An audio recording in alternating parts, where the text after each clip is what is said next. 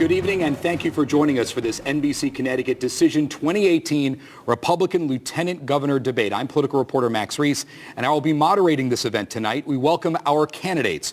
Endorse Republican State Senator Joe Markley from Southington, Darien First Selectman Jayme Stevenson, and the Mayor of the Hardware City, New Britain Mayor Erin Stewart. The candidates have been provided the rules, but we will go over them now. Each candidate will have a 1-minute opening statement and a 1-minute closing statement. They will have 2 minutes to answer each question, and if engaged by another candidate, they will have 1 minute to respond. The candidates should also expect some follow-ups to answers they may provide, and even some direct questions through the course of this debate. We are going to try as best we can to allow conversations to flow. Both the seating position and the speaking order have been drawn at random. And with that, Mayor Erin Stewart, your opening statement. Thank you, Max. Thank you to NBC. Thank you to my opponents for making themselves available this evening as well. My name is Erin Stewart. I'm mayor of the great city of New Britain and candidate for lieutenant governor.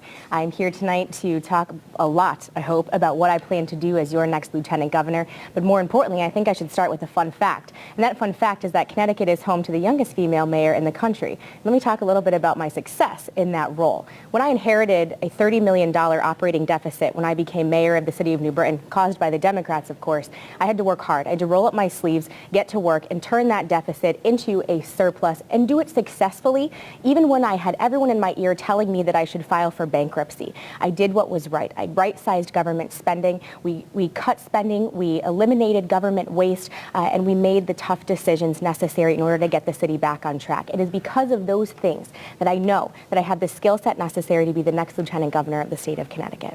Ms. Stevenson. Yes, good evening. Thanks, Max. Thanks to NBC. I'm so grateful to be here tonight to prove to the voters of Connecticut why I'm the only conservative Republican that can win the race for our team in November. I cut my teeth on fiscal discipline as a vice president at Standard & Poor's Corporation. What that means is I understand completely creditworthiness and the difference between a strong AAA rating and a Baa2 rating.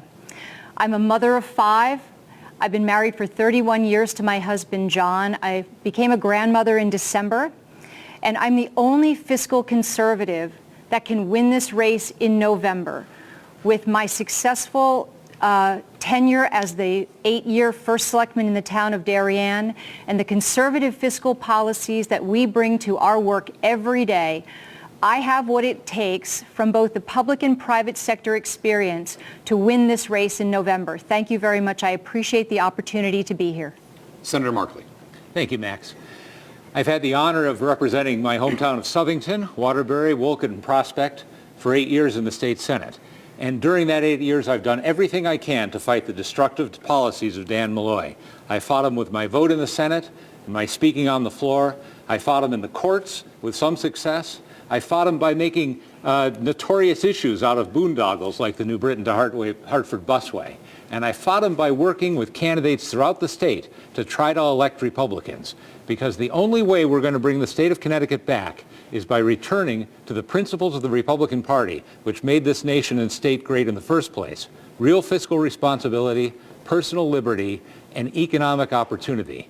That's what got me into this race. I will work day and night to that end from now until November. All three of you, one way or another, have billed yourselves as the kind of conservative that can win not only in August but in November. Knowing that, and that being part of what your sales pitch is, how do you bring in those independent voters and those Democratic voters that you know that each of you are going to have to get on your side? And I'll start that question with Senator Markley. I think I have the best record of appealing to those voters already as far as actually having done it. The district I represent is a Democratic district by registration. It's the same district that Chris Murphy represented when he was in the state Senate just a couple of years before me. And I've won it by making my principles strong and convincing, not by backing away from them. And I've won it by increasing margins. The last time around with almost 75% of the vote, over 11,000 votes. I think people are ready for an alternative in Connecticut. And I think what they're looking for is a strong, decisive alternative. I'm not scared of the things that this party stands for. I think that the people are crying out for them. And I think they want to hear them delivered effectively, and I believe I can do that.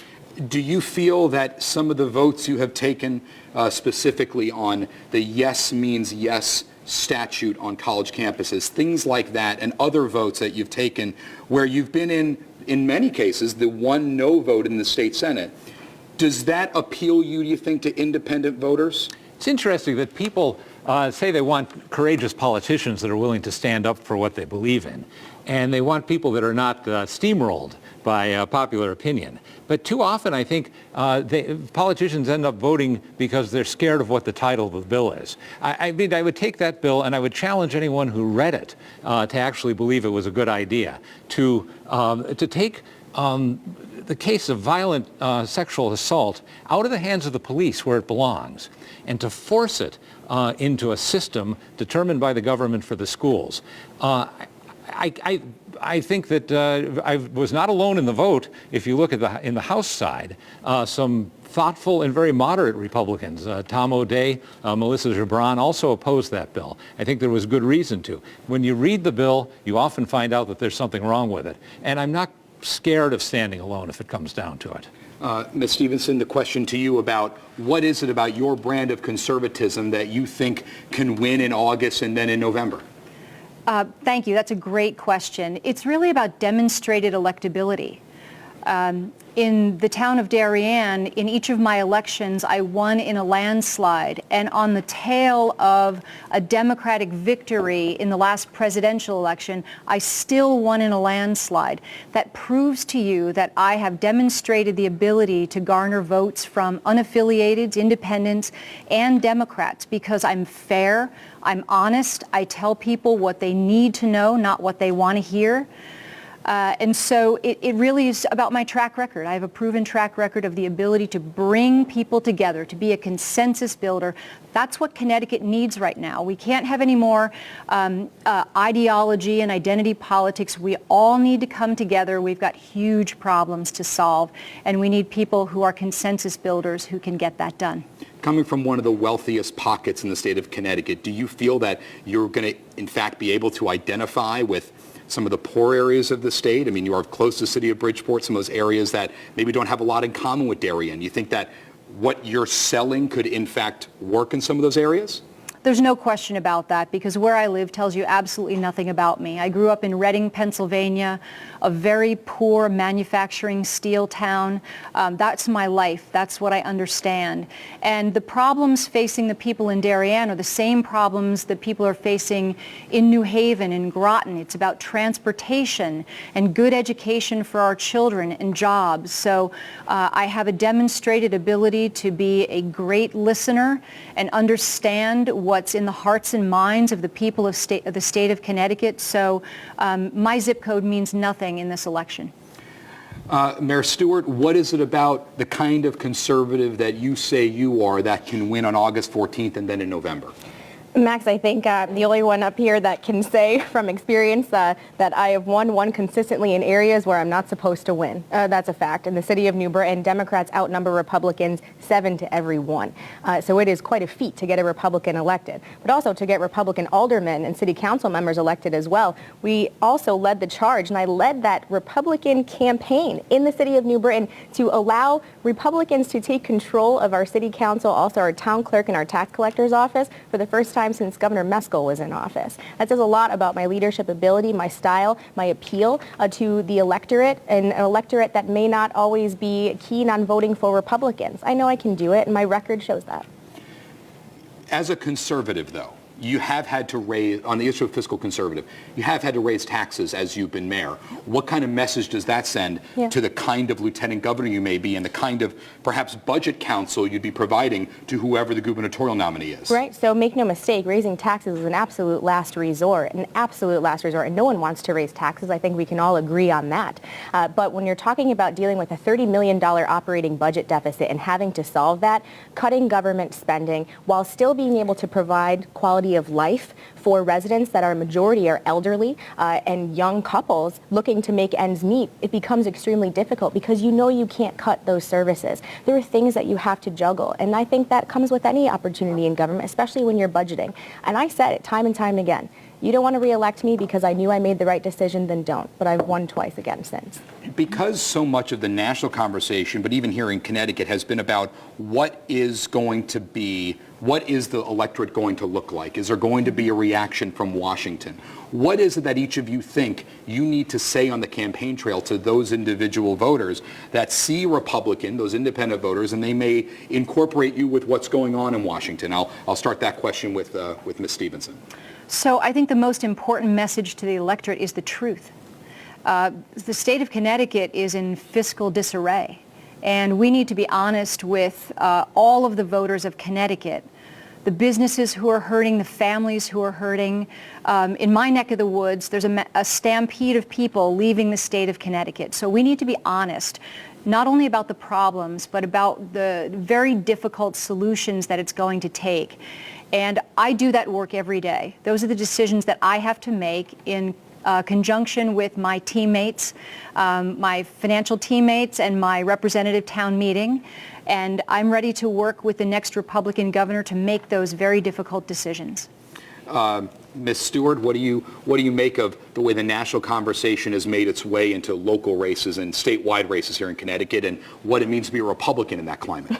So oftentimes can be difficult. I hear it when I'm going door to door. I think I was standing tall as a Republican candidate after President Trump won his election and knocking on doors and dealing with people who are very upset by some of the things that he's done. I have to take the brunt of that, but I've stood tall as a Republican time and time again and been proud of that. And, you know, I was the only candidate who has had the opportunity to sit with the president. It was a true honor. I've sat with two sitting presidents in my time as mayor, and I'm proud of that. I think that it's an incredible opportunity that my leadership skills have allowed the President of the United States, the sitting president, to ask me for my opinion because of the successes that I've had in the city of New Britain as a leader, and ask me my opinion on legislation and federal legislation. I'm proud of that. Senator Markley? I think one thing we have to do is say Donald Trump has done a very good job as president in many ways. People might be uncomfortable with him, but I don't think anyone who voted for him regrets it, and quite the contrary. And when you look at the way the economy is going in the country right now, when you look at the pride that I think he's brought back in our foreign policy, I think that kind of stance has been very popular with people. And I've been very happy with the appointment that he's made. The Supreme Court justices, absolutely, and Connecticut's residents like Linda McMahon, who's down at Small Business Administration, a great place for her. Larry Kudlow, a man I know personally, who's a chief financial advisor. I think he's put a great team together all around, and I think we make a mistake if we run away from him. There are people that don't like him. I think that the voters of Connecticut are smart enough to separate whatever their personal feelings about Donald Trump might be with the decision they have to make here in this state, which is, do we want to continue with the legacy of Dan Malloy? Do we want Ned Lamont, or God help us, Joe Ganim, to continue the tax and spend ways that we've been stuck in all these years? We should embrace the policies that Trump has put forward, and we should embrace the Republican principles that will bring the state back. Ms. Stevenson, you look like you wanted to chime in. I'll give you Sure, 30 yes. seconds. And I'll give the same opportunity to other candidates, by the way. So Connecticut is on the wrong side of the great economic boom that the rest of the nation is enjoying. And it's time that we bring Republicans to leadership in the state of Connecticut who can build that bridge to the federal government. We don't necessarily have to like everything our president does or says on Twitter, but have tremendous respect for his policies that are really turning it around in the rest of the country. And we need to enjoy that here. So we need leaders that can be bridge builders and relationship builders with the federal government. Mayor Stewart, I'll give you an opportunity on that as well. Okay. We're going to move on to another topic, if that's okay. Over the past 8 years, one of the roles of Lieutenant Governor has been health insurance and oversight over Access Health Connecticut, the state's health insurance marketplace. Is this a role you would want to continue as Lieutenant Governor here in Connecticut? And what do you think the state's response should be, if anything, if the Affordable Care Act is scaled back even further by Washington? And I'll start that question with Mayor Stewart, if that's okay. And so, Max, thanks for that question. I think that it's really up to the governor what the role of the lieutenant governor would want to be in his or her administration. And I think that when you're talking about the access, New Britain has had its fair share of issues with access health and with lack of residents not having access to it, believe it or not. And I think that it's certainly something that we can't ignore. There are many residents that I represent that don't have health care, and they need it. When I worked for Governor Rell, I remember Governor Rell instituted the Charter Oak Health Care Program, which I did my college dissertation on.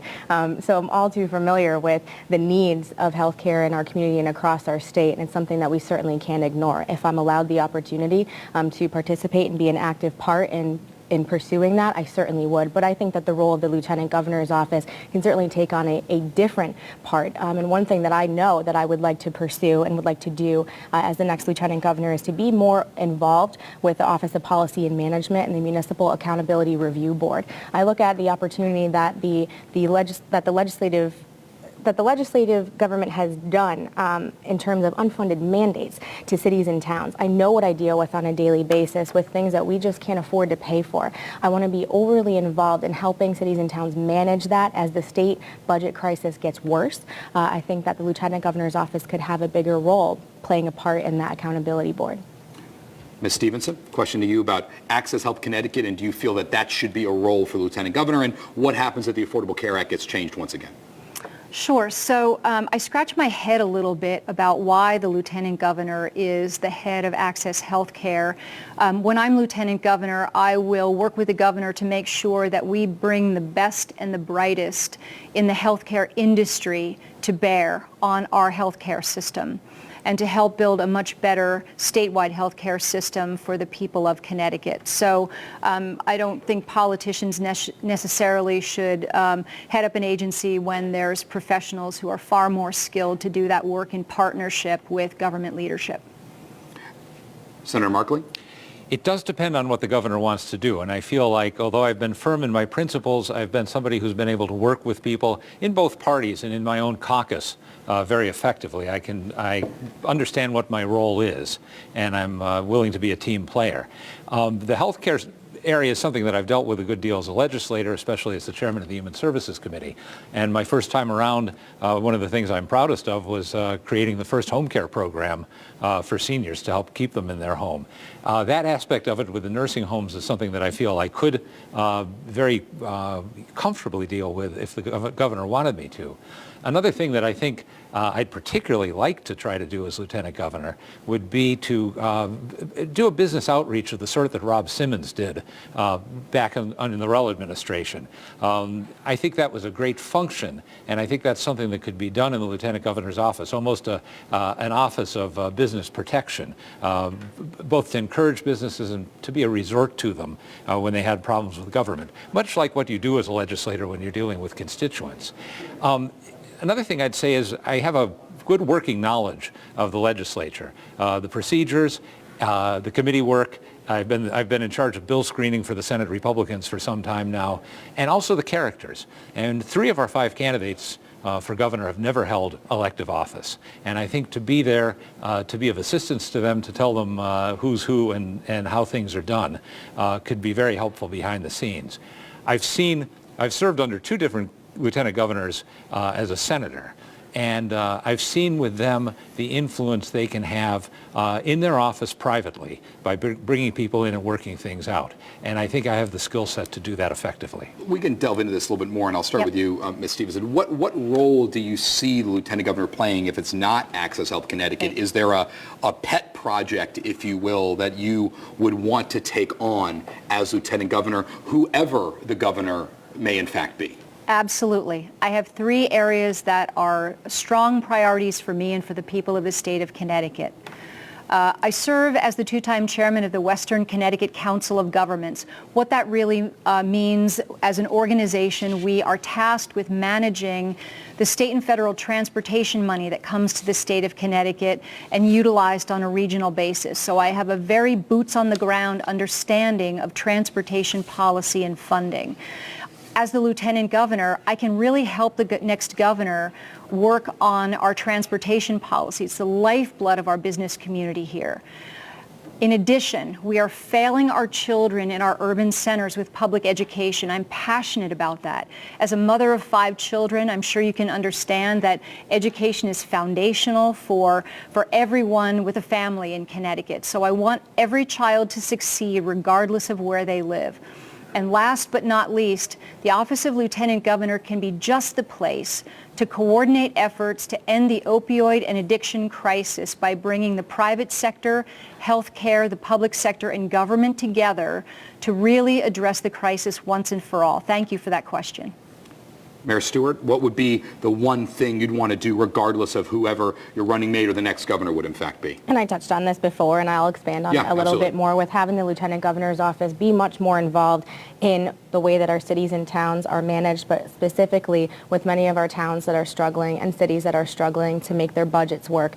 I know firsthand what it's like when year after year you're getting cut from the state, but you're also getting these unfunded mandates that are being passed on to you. I guess the best example I can give is the car tax. It seems like every time the legislature is in session, everybody's holding on to their wallets and their pocketbooks, wanting to run the other way, wondering what is going to happen.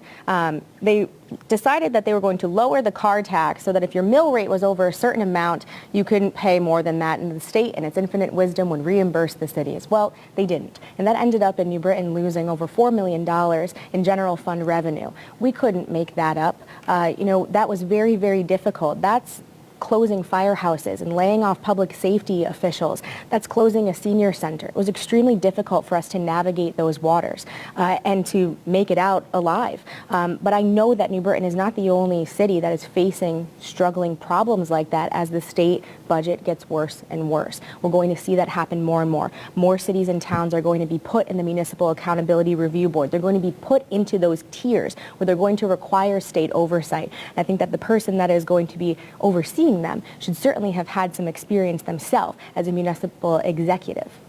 On the role of Lieutenant Governor, we'll stick with this topic for a moment. I'll give you each a minute. Would each of you be a rubber stamp for, in the event Republicans take the majority in the state Senate, which is very much a possibility in the fall? Would you be a rubber stamp for those Republicans if you are in fact Lieutenant Governor? I guess I'll start with Ms. Stevenson.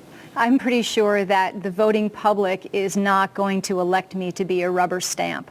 What they're going to look for from their lieutenant governor is somebody who understands legislative policy, but more important, and this is something that differentiates me from Senator Markley, as a municipal elected official, I have to take the legislation that's written in Hartford, understand it, and figure out how to pay for it, all those mandates and unfunded mandates. And so you're going to need people like me helping the governor make those decisions. That's why people are going to elect someone like myself. Senator Markley? Well, I think that the vote of the lieutenant governor is the vote of the lieutenant governor, and it can be a very critical vote. At least twice in my life I've seen a major vote cast by the lieutenant governor. In this last session, or last term, Nancy Wyman in the extension of the Seebeck contracts till 2027, and back in the old Weicker days when the lieutenant governor cast the deciding vote to put the income tax into place, a Republican lieutenant governor. I feel like I would cast that vote according to my own principles, and those principles would be not to increase taxes. We just can't keep going down that road, and I've been very clear about that throughout my career in politics, and not to restrict the rights of law-abiding citizens any further either. The respect for our Constitution is critical to the restoration of this state and to the republic.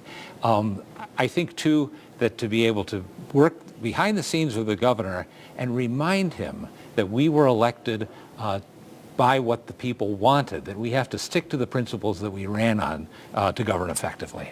Mayor Stewart? Yeah, I don't think if you know me and you know my leadership style, you certainly know that being a rubber stamp ain't it. So I don't think that would be any sort of a issue for me. But what I do think is that when you're elected as a lieutenant governor, you're also being a team player too with whoever the governor is. You are going to have those conversations. If you do disagree with the governor on a certain issue, I would certainly hope that I would have the open door policy to go in and tell him exactly what I'm thinking and why. And I would do that as a common courtesy and respect thing first before I cast a vote against it. Move on next to a question about state's economic condition, but also what the state has done when it's come to recruiting companies. Connecticut has been part of the nationwide arms race of states that's provided economic incentives to companies. Blue states have done this, red states have done this in varying degrees of money being thrown at different companies. Here in Connecticut, some of the biggest employers have benefited from that. Electric Boat, United Technologies, Sikorsky, Jackson Labs. Do you think this is a good practice? And do you think this is something that the next governor, assuming, of course, if you're lieutenant governor, be a Republican, should continue? Or is this something that the state should scale back on? I'll start with Senator Markley. I think it's a bad practice, and I think it's something we have to get away from. I think that what made this state great was economic opportunity for everybody. It wasn't government programs that put the hardware business in New Britain or the brass mills in Waterbury. It was entrepreneurs that saw opportunity, and that opportunity is still here. We still have the great location that this state has always had. We have an educated workforce, great colleges and universities, a good transportation system if we can fix it. We have to make the playing field good for everybody. We can't go out and pick winners and losers, and we can't give tax credits and bonuses to certain businesses which come at the expense of others and come at the expense of the taxpayers. I've been consistent in voting against those policies, again, even when I've been a lonely vote. Not because I don't want to see these businesses succeed, but I don't want the burden of helping one business put on everybody else. And I don't want to encourage businesses to hold us up the way I think they've done in some cases by saying we're going to move unless we get a deal from you. Once you start down that road, it's hard to stop. I'll follow up with you on that for one minute. What does that stance, you think, what kind of message does that send to the employees of those companies who live here in Connecticut, they're paying taxes, saying we don't want to provide X subsidy or X help for that company anymore, when you know very well that that's the livelihood for those tens of thousands of employees? That is why things are tough, because people don't understand sometimes what you're doing. What we're doing is trying to make a good business climate for everybody in Connecticut, not just to pick out certain businesses, and businesses that inevitably have political connections that can write the laws in a way to benefit themselves. If the business environment is good, if the economy starts to come back, all the businesses are going to benefit. If the economy continues in this painful decline, it doesn't matter how much aid we give to a few selected businesses, they're all going to go down, just like our municipalities will go down. It's not possible to have a state that succeeds in some places and doesn't succeed in other places. It's got to work everywhere.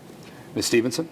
Corporate welfare is a bad policy. The best incentive that we can give to businesses is to create a much better economic climate. There's some low-hanging fruit that we can prove that we want to put ourselves on a better path to a more stable fiscal condition.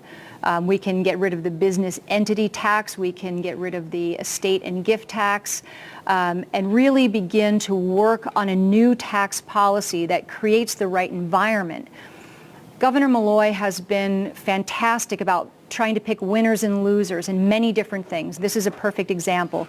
Moving companies from one town to another really pits municipalities against one another. And he does it with school systems. Some school systems like New Britain enjoy a tremendous amount of state aid, while other school systems like mine and Senator Markley's have our school aid reduced. So, those kinds of are very, very much disincentives, and we need to change to healthier fiscal policy to create the incentives. Work with me on this, Mayor Stewart. I'll give you 30 seconds to respond to the claim regarding education funding, but I also still like to hear what you have to say regarding the practice of providing economic incentives. So take your pick. Not a problem. I'll respond to that first. Yeah. As a former Board of Education member in the city of New Britain, that's where I got my start. I know all too well what it's like to educate students in an urban environment. New Britain, by no means, while it may look on paper that we receive a lot more money than other municipalities, we spend less per pupil than any other district in the state. And that's because with the 11,000 children that I represent in the school district, we just don't have enough to go around. But oftentimes when you're dealing with urban issues, you're not talking about educating the child, you're talking about educating the whole child, and that comes with providing breakfast, lunch, dinner, social services, etc. So there's a lot more that has to go into it than just that. And I'll give you 1 minute on the topic of economic incentives. Sure. As opposed corporate welfare, it's I'm not really into that. I don't think that that is the best approach, but I also understand that Connecticut has to compete. We have to be competitive. And I look at it in the city of New Britain, where I have to compete with neighboring towns like Newington and Berlin with much lower mill rates. So I have to provide incentives and economic incentives to companies, not just to bring them into town, but to keep them there as well. That doesn't mean giving away money, not that I do that, but we provide incentives for them to maybe work up to their full tax potential. Maybe they get that 5-year, phase-in deal to allow them to stay there, because I know that I need jobs, and I know that the state of Connecticut needs jobs as well. We've got to compete. But DECD also needs to be run by professionals. If I may follow up with you, Yes. Ms. Stevenson, you said that as a general policy, corporate welfare is just a bad idea. Well, many of the states that many critics of Governor Malloy and others have said we need to emulate southern states, places like that have provided hundreds of millions of dollars to even competitors in this state. Boeing received hundreds of millions from both Florida and South Carolina. If states like that are doing it, then is it fair to say the state of Connecticut should in fact be in that practice as a matter of competitiveness? So someday when I'm lieutenant governor and I help the next governor and our legislative team turn the tide on the fiscal mess that we have, we might have money to be out providing those incentives to companies outside the state of Connecticut to come here. We're going to build an economy that people will want to come here in the first place. But what I don't see coming from the Malloy administration is any accountability around the monies that are already spent. There's metrics about creating X number of jobs and retaining X number of jobs, and I don't see the accountability to prove that his corporate welfare program has actually been successful in the long term for the state of Connecticut. So we have a lot of work to do, and we need to turn the economy around before we can be in the practice of providing those incentives. I'll pose that to you as well, Senator Markley. Well, one thing I'd say is when we talk about spending on corporate welfare, which I have opposed consistently, and again, sometimes in a lonely way because it is popular depending, what we see is what happens good sometimes. What we don't see is the cost of it back in our communities. We're taking millions of dollars away from taxpayers and away from existing businesses to help selected special cases. And it's not a long-term strategy. I don't think it's even a short-term strategy. I wouldn't do it right now, and I wouldn't do it even when our economy comes back. We've got to it's like preparing the ground for a garden and then letting grow what develops. If we have opportunity in terms of good fiscal climate, good education, all the things that made the state great before, we don't need to be bribing companies to come here. I'll pose that to you as well, Mayor Stewart. If all these other companies or all these other states are doing this, then does Connecticut have to stay competitive and keep up with them? Yes. Simple as that. We have to. We know that we need jobs. We know that our economy is not coming back in the way that the rest of the nation is facing. We've got to change it. Doesn't necessarily mean giving away the store, but we've got to change our focus. We've got to change that DECD office. We have to change the policies that we put forth when it comes to businesses. So, yeah, we have to compete. The next question, I'll pose this one first to you, Mayor Stewart. There's been so much negativity in a number of ways during this campaign season about the state of Connecticut as a whole and about what is the direction, but also just what are we doing now? What would you say the state is currently doing well that you're optimistic about will continue to do if and when you become lieutenant governor? That is a great question. And I think oftentimes we get bogged down in a lot of the nastiness and instead of talking about all of the great things that the state of Connecticut has to offer. Our tourism, our culture and tourism. The state of Connecticut is absolutely beautiful. We have an incredibly beautiful park system. We have a beautiful shoreline. And we do a great job with the Visit Connecticut, still revolutionary tourism. But we could always do a little bit more, don't get me wrong, but I think that it's great to showcase what we are, and it's a great, great place to come and vacation. I think that's what we do very well. Mm-hmm. Stevenson? So we have some incredible business sectors. We've got world-class healthcare. We have internationally acclaimed defense systems, and we have a very successful and burgeoning advanced manufacturing sector. I agree with Mayor Stewart. Our coastline is very unique. And I'd also like to say that for all the heat that the current administration gives to what they say are the inefficiencies of 169 towns, 169 towns to me is a beautiful patchwork, very unique across the country. It allows businesses and families to come and set down roots in a place of their choosing, whether it's in an urban center or in a very agrarian farm community. There's so much choice and opportunity here, not to mention our proximity to Boston and New York. Really, Connecticut is perfectly positioned. If we can just get our economy on a better track, people will come back here because this is a great place to live. Senator Markley, same question to you. Yeah, of course, the strengths of the state are always there. And of course, it's a beautiful state, although I've traveled a good deal and I haven't been in an ugly state, I wouldn't say, anywhere in this country. We have great cultural opportunities. Certainly the best concentration of higher education institutions maybe anywhere in the world per square mile. But if you say, what are we doing right? I think these last 8 years under Dan Malloy and a Democratic legislature, we have done virtually nothing right. And the Republican Party has had to be in opposition. I think our priority has been to try to defeat Malloy, defeat the Democrats, and that means talking about the mistakes they're making. And I'd like Mayor Stewart, I'd even say I think our tourism campaigns are poor. I think that under Malloy, we've centralized our spending in tourism. We've taken it away from the small institutions that I think can make a tremendous case for themselves with just a little help, and put it in the hands of a big government bureaucracy that rewards contracts to well-connected companies again. Everything Malloy has been doing is wrong, and our only hope is a Republican victory that takes us in a different direction. Has the governor done anything right? I'm thinking. I would leave that. I'll see if my colleagues can think of anything. Well, I want to let Mayor Stewart follow up on the issue of tourism. Go ahead. Sorry, he announced that he wasn't running again, so he did that right. It might not have been so bad for us if he had. What would you make of Senator Markley saying that no, in fact, the tourism in the state is not, in fact, a campaign that's working? I think that it is. I think that you see that the parks that we have are overflowing with people. We're constantly seeing that Hammonasset and Rocky Neck State Park are closed because of the amount of people that are utilizing the beautiful assets that we have. So we respectfully disagree on that, I suppose. I want to shift gears to discuss the Citizens Elections Program. Every one of you is qualified for a grant for public financing. During the campaign season, more than one candidate for office, for governor and other offices, have said we still need to abolish this program. What do you make of that? Do you think that the Citizens Election Program is something that needs to go away, or do you think that this is something that is in fact working that needs to stick around? And I'll start with Mayor Stewart. Well, seeing how I was the last to qualify and have had quite the experience with the Citizens Election Program, I look at it from two different ways.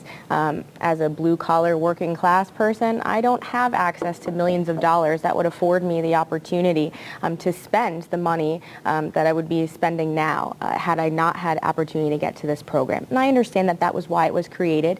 There is something about me that does have a fundamental disagreement with the fact that taxpayer dollars are funding elections, and it's meant to be for the clean elections program, but the question is, is it really clean when you're seeing a lot of dirty and nastiness that are being thrown around with that money? So I guess I look at it from both sides. Do I think that it needs reform? Yeah, absolutely. But is it to a point where that I think it will go away? No, but we also have to think about whether or not we can afford it in the future too, and that may come up in the next legislature and with the next governor's priorities. Ms. Stevenson? Sure. I took advantage of the Citizens Election Program because I too would not be able to mount a campaign with the kind of money that it takes nowadays to mount a good statewide campaign. There's no question that my husband and I have really put all of our resources into the raising and educating of our 5 children and taking care of our aging parents as they passed. So in order to be able to compete, I willingly stepped into the Citizens Election Program, and I think the clean elections concept of the program is really meant to root out the special interest and lobbyist money that goes hand in hand oftentimes with self-funded campaigns. So I have great respect for the gentlemen who are running, who can do it on their own, but there really aren't very many people who can. And so I appreciate that the rest of us have the opportunity to compete as well. Senator Markley? I would get rid of it. And I use it because those are the rules that we have before us. And when I've worked with Republican candidates, some of whom for the legislature were reluctant to take part in it, I said, we have to win, because we have to win to change the direction of the state. And if our opposition gives us a club, we ought to use it for the victory. But that said, fundamentally, I think it's a bad idea for taxpayer money to go to this. I think that changes that have been made in the law over time have opened up all kinds of loopholes in it as far as money going through state parties and through PACs and so forth. And it also has been unfair in the sense that it has kept industries, businesses that do business with the state from contributing the very small amounts that really are the maximums in these elections, and yet allows the influence of the unions over our elections to be as strong as ever. I think that there's an alternative between self-funding and having this public financed election is the old system of just going out and raising money. And that fundraising muscle may have atrophied to some extent among politicians, but that's the way it was always done, and I think it was a healthier way to do it. Is there anything perhaps hypocritical about using the program to perhaps get elected, but then advocate for it to get eliminated, do you think? Or are these the rules that govern the game? These are the rules that govern the game, and I think that it behooves us to use the rules in order to be able to get in a position to change the rules. And my experience with the program, I think you're aware of, Max. I've had an ongoing fight with the SEC about what I feel is restrictions that, because of this program, they felt entitled to put on free political speech. That kind of problem in itself is enough, to my mind, to disqualify it. Ms. Stevenson, is the notion of using the state of Connecticut's money to help people get elected a fiscally conservative concept in your mind? I would say no. And it would be great to take a good hard look at it when I have the opportunity to do that as Lieutenant Governor. Ms. Stewart, do you think that it is a worthy investment for the state of Connecticut to use this money to make sure someone like yourself, who you just described yourself as working class, to be able to do this? Yes, it is. But at the same token, I think we need to look back at the system that we used before, right? Is it necessarily in our best interest to throw money at politicians for their campaigns when we know we can't even pay our bills ourselves and we know that there's massive debt coming down the road? Is that the most responsible thing to do? Maybe we need to put it on hold for a little bit as we fix the state's financial crisis, and then we can look back at it. Shifting gears to the Seebeck agreement that was approved that extended the state's relationship with the public sector unions out to 2027. Is it realistic at all in your minds to throw open the doors of that agreement to renegotiate it, or is this something that you have to deal with over the next decade or so? And what do you make of the talk of some of the people you're going to be running with saying that you can essentially throw this out the window and come up with a new agreement? I guess we'll start with Ms. Stevenson on that. Sure. There's no question that we have to try and renegotiate. That may or may not be successful. And if it's not successful, we may have to take legal action so that we can open up those contracts. You know, Governor Malloy has given us a few really interesting parting gifts. That one is first and foremost, and the second one is his recent vote on the $10 million toll study.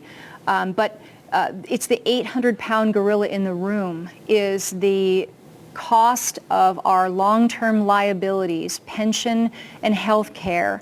It's crushing the state of Connecticut, it's crushing municipalities, and it's just simply unsustainable. So it has to be addressed in one form or another. It's going to require people who can be consensus builders, who can actually sit around a negotiating table and talk to the people, talk to the rank and file members of the unions to share with them that they've been sold a bill of goods. We cannot make good on the promises that decades of leaders have made to them.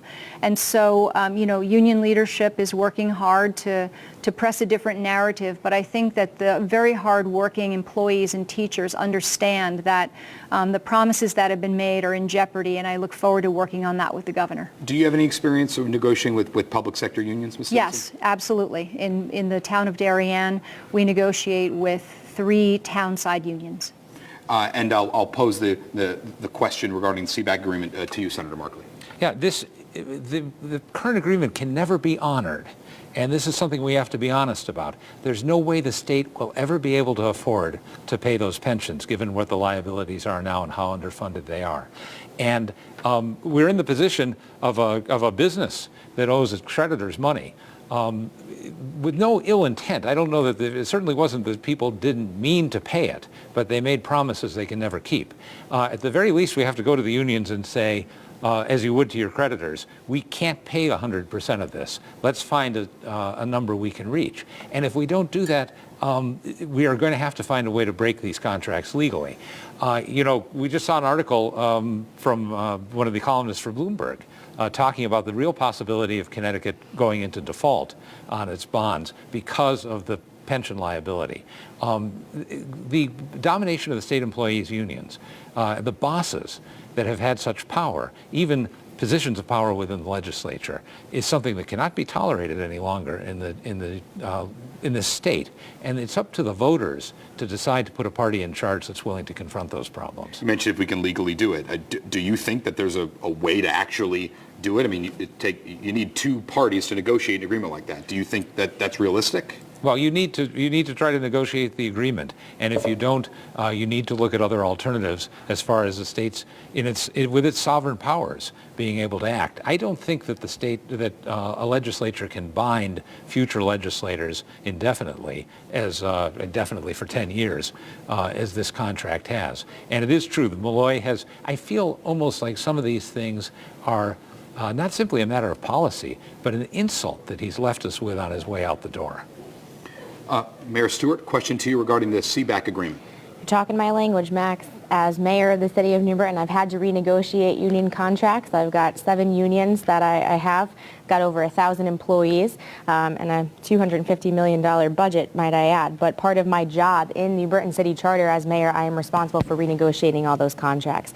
Renegotiated them all myself, and actually led the charge to turn a lot of New Britain's health plan onto high deductible health plans, yielding an incredible savings for us. I think we can replicate that at the state. I don't think that Seebeck is a lost cause. I think that if you have the right leaders in charge, negotiating those contracts, but also having the conversations, I think that it can be done.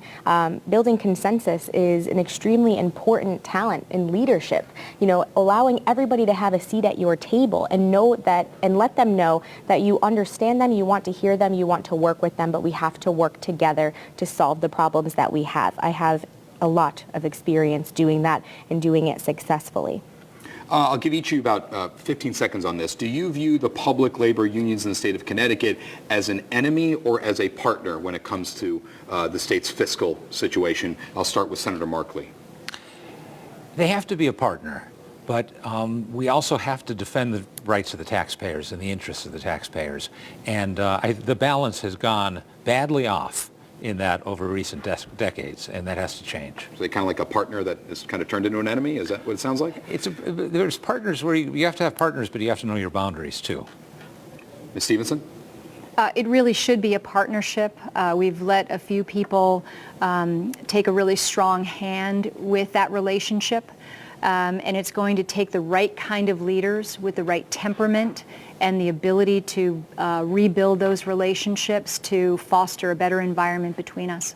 Thank you. And Mayor Stewart. I don't think that the labor unions have ever had the opportunity to be a partner in the last 8 years. There was never a give and take. There was never a negotiation. It was always just given to them. So it'll be interesting to see a situation where they will be forced to be a partner. This will be one of our final questions of the debate. Where should hot-button social issue conversations be when it comes to this race for lieutenant governor over the next 2 weeks, especially knowing that what's going to happen in the general election is you're going to hear about previous votes in the General Assembly, perhaps statements that were made in the past by individuals. What role should social issues and social stances on things like abortion, same-sex marriage, what role do those issues play in a lieutenant governor's race? And I'll start with Mayor Stewart. I don't think they do. I don't think that social issues belong as a part of this conversation whatsoever. I think that if we're not talking about creating jobs, fixing our economy, if we're not talking about streamlining government operations, and if we're not talking about fixing our debt, then we are wasting our time. You have more time if you'd like. Ms. Stevenson? In theory, they should be nowhere. But we know that everybody needs to stand on their own record when they're running for public office, in the same way that I need to stand on my excellent record as a fiscal conservative in the town of Darien, who this past year has lowered taxes for my residents. So, you know, it's fair game to talk to people about the votes that they take, but really those bigger national social issues, they'll be pressed by the Democrats for sure, because they don't have much to run on here in the state of Connecticut. We must be the party of fiscal discipline and fiscal conservative policy making, and we need to be talking about all the right reforms to our tax system and that Seebeck agreement that we just talked about. So I'm sure that it will enter the debate, but our fiscal condition must be front and center. Senator Markley? Well, I agree that this is an election about the economy, and that's the job that has to be fixed, and that's what we need a new administration to take care of. I don't think any discussion is an unhealthy discussion. I think that we have to be frank about what we believe, and I think we have to be respectful of people's opinions, and I think as a party we have to be open to a complete range of ideology. I think that's true on critical issues like the Second Amendment as well. I've been a strong supporter of that. I'm willing to stand on my record on it.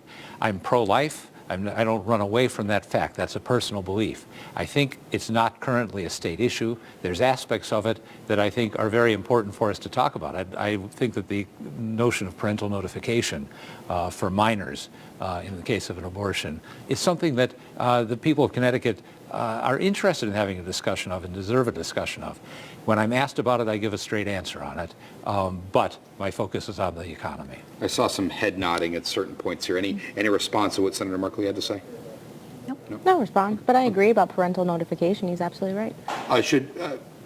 Should the issue of parental notification before a minor has an abortion, do you think that's an issue that needs to be raised again in the General Assembly? And would you hope that a Republican General Assembly would raise that as a priority? Yes. Care to... sorry, Ms. Stevenson, if you want to chime in. Well, I think I'm the only mother here on the stage, so that's a really interesting discussion that I would like to have and add my personal experience to that discussion. Do you have any personal experience in that discussion, or is that something you'd want to add if the discussion were to take place?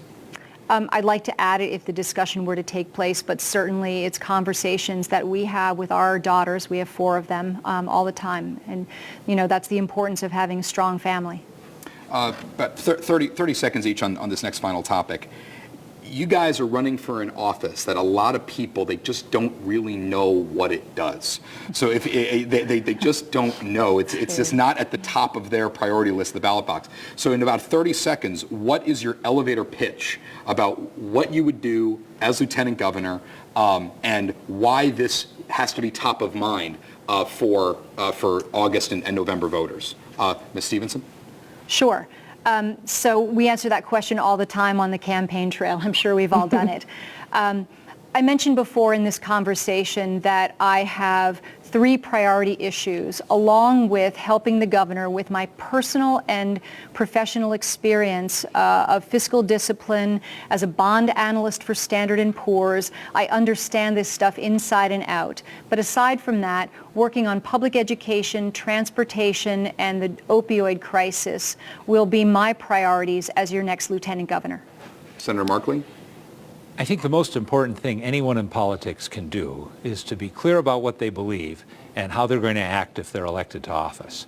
And I think that the principles that we tout in this campaign and our follow-through when we have the opportunity are what's going to matter the most. I think that both applies to the votes we might cast as lieutenant governor, which is a very big part of the job, and also the influence that we might have within the administration, which is the submerged but critical part of the job. And Mayor Stewart. So I get from people a lot of the times, they ask me, they go, so that's like vice president, right? And I tell them, yes, think of it in that way. You are in the president's ear. You're in the governor's ear. You are aiding in policy decisions. You are a part of that team. And it's very important to have different voices represented on that team. And I think that's exactly what I bring to the table. But those three things that I talked about before, creating jobs and fixing our economy, really streamlining government and right-sizing the state government and fixing our debt are three things that need to be a priority of any lieutenant governor. But I think that being a true partner